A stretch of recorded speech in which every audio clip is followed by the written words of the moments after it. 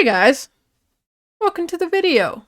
In today's video, we will be talking about the Asus VA27E monitor. That's what we are going to be unboxing today. So with that, let's just jump right into that portion of the video. Hey guys, welcome to a brand new video. I have Senor as the cameraman. Senor. And in today's video, we are going to be unboxing a new monitor. So this is actually, hold on, let me put it on my desk because we're not gonna look at the dirty laundry. 2 hours later. All right. See, this is the Asus VA27E. That's what this is. Nice. There's really no particular reason that I got this specific monitor, other than it's 1080p and it was under $200. So let's open it with the trusty scissors. Oh, there we go. There we go. There we go. Okay, that's one side. Think we got it. Yes, we do have it. They have it. I'm gonna move this to my bed, make it easier.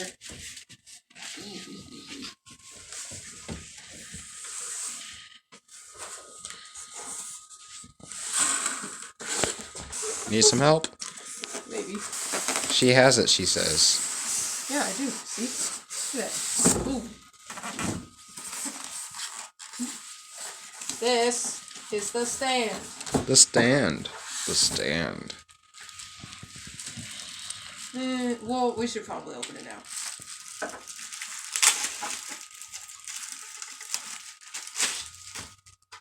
Boom. Boom. What is this? I don't know what any of this stuff. Okay. Oh, this go on top? Yes. Oh, this is the power cable that goes with it. Yeah, but seriously, I don't know why I'm talking like that.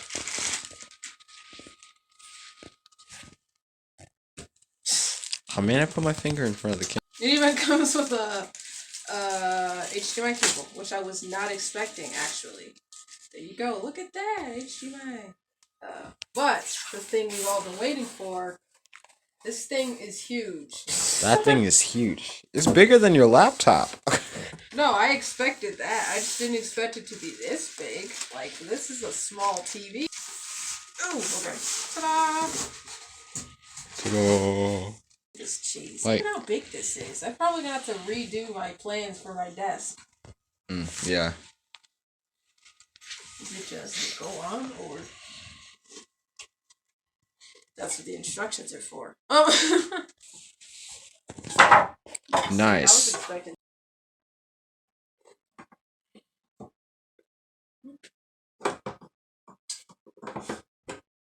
Oh, here we go. Here we go. Okay, now we're getting somewhere. Look at this thing. It blocks like so much of the window, but that's fine. I'm okay with that. Look at this giant thing. Oh my it's goodness. So much smaller than the one. That's almost like a TV. That's crazy. I know. It's a small TV. Just hook up a Fire Stick to it. Gotta love it.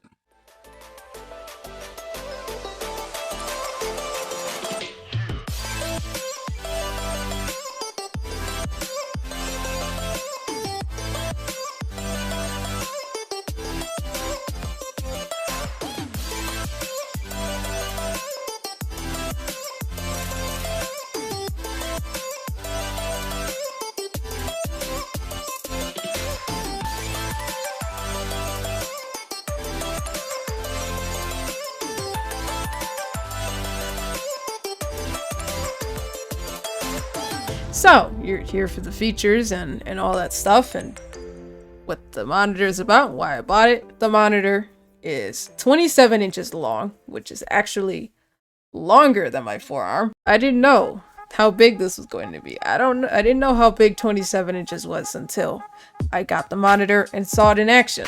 This thing is huge. Like, this is a small TV. Hey, so you're probably wondering why I'm in different clothes.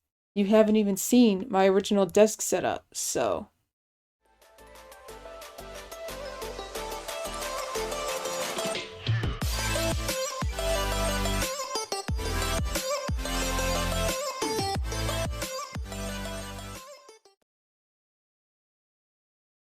This monitor is a IPS monitor, which stands for in-plane switching, in case you didn't know.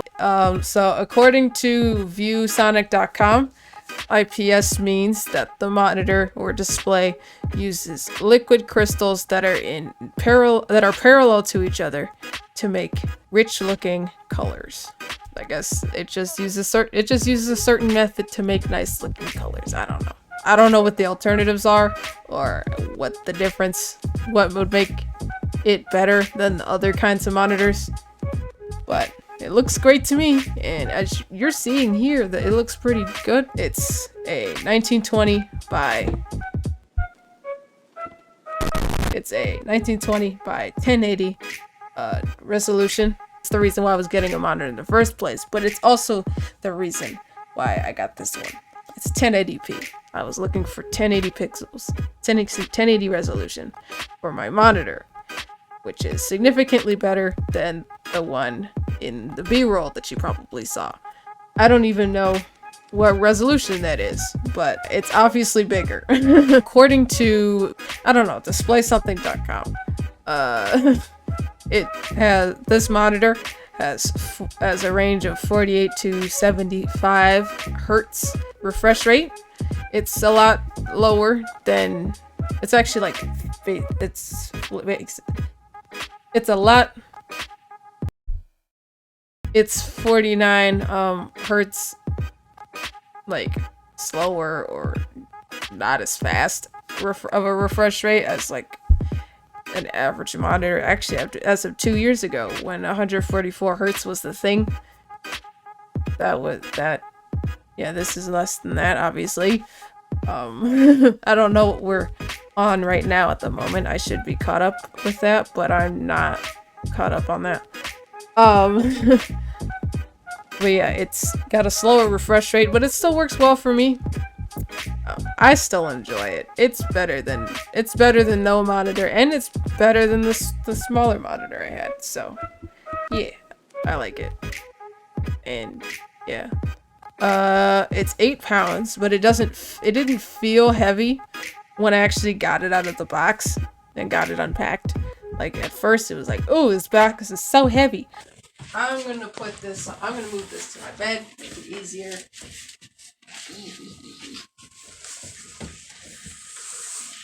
But after I got it out of the box and it was just by itself, it wasn't actually that heavy. Please don't. Oh. Look at this thing. It blocks like so much of the window, but that's fine. I'm okay with that. And moving it around like on the desk wasn't that hard either.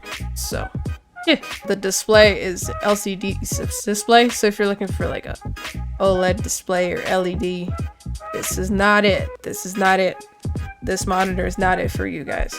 In terms of features, it has one HDMI port and one VGA port. I kind of wish it had 2 HDMI ports, but we kind of overlooked that when we were going over the monitors available in my price range when I was doing it with my dad. So that doesn't work out very well, but it's okay. All you really need is just the HDMI to VGA cable cord thing, and you're good to go. It's basically the same, except it doesn't transport audio.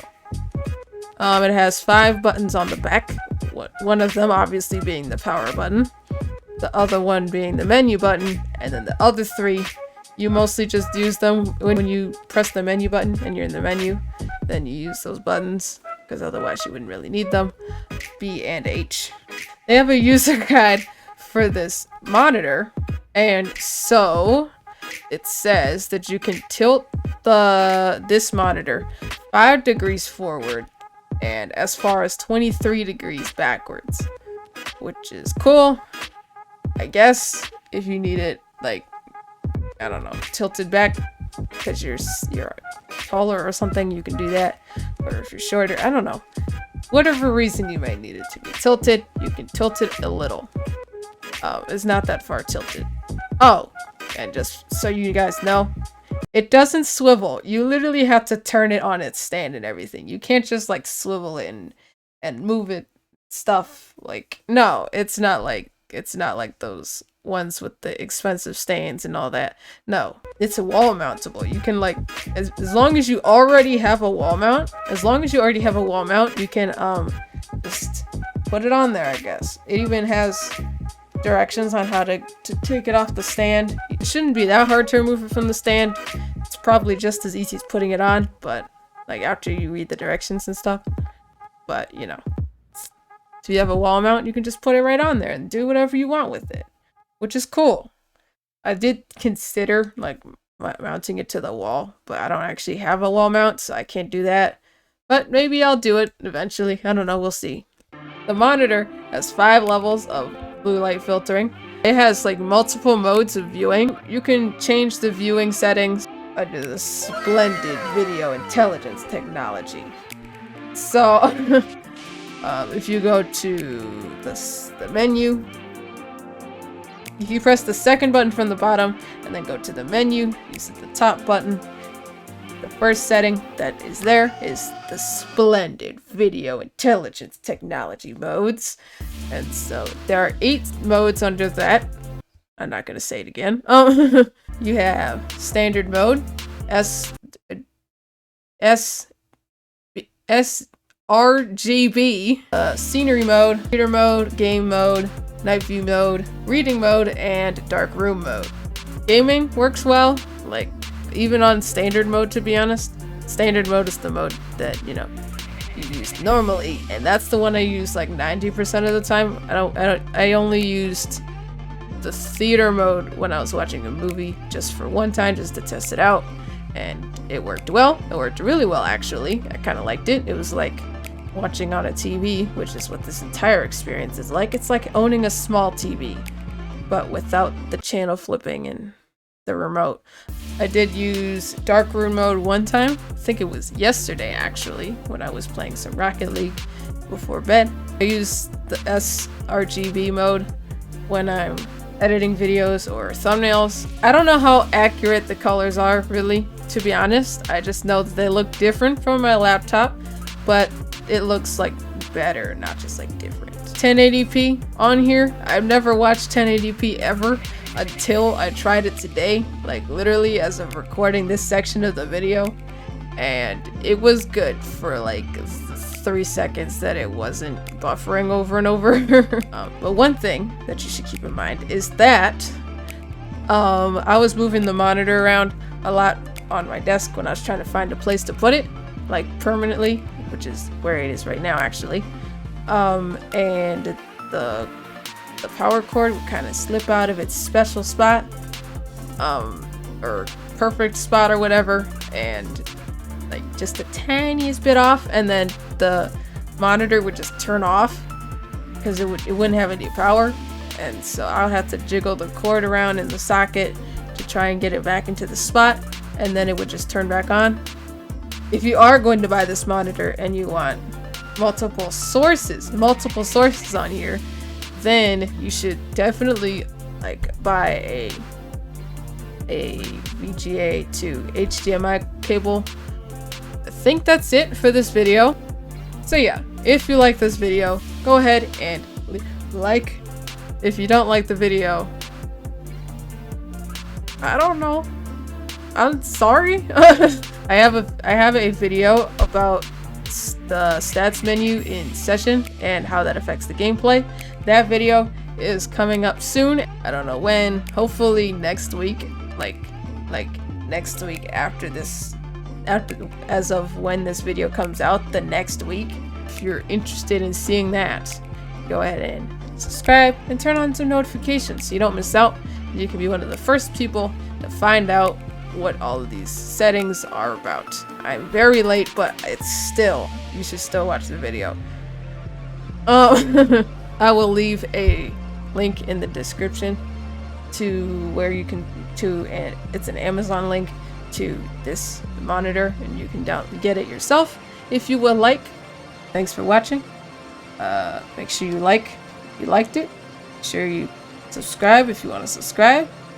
I already saluted, so I can't do it again. And I will see you guys in a brand new video.